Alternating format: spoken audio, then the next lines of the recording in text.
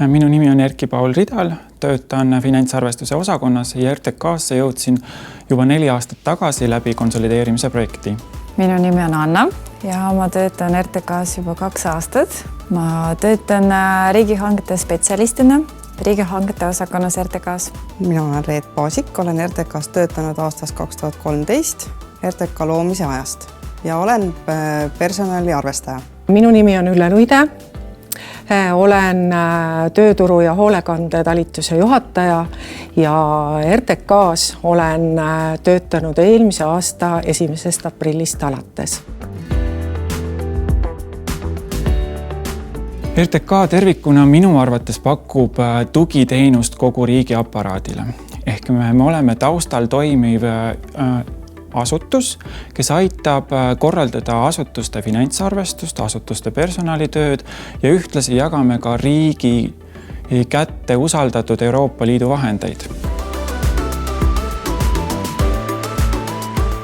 Mina igapäevaselt oma töös kontrollin riigi raamatupidamise kohustuslaste poolt esitatavaid aruandeid ja et nende korrektsust, et seal ei oleks vigu ja kui me sealt tuvastame ebakõlasid, siis juhendame. Minu igapäevased tööülesanded on riigihangete läbiviimine, klientide nõustamine seoses hankemenetlustega.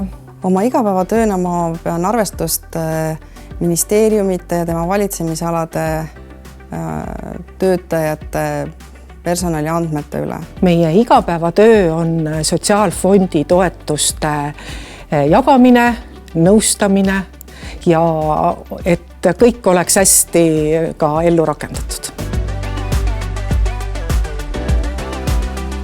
Mulle meeldib RTK uuenduslikkus.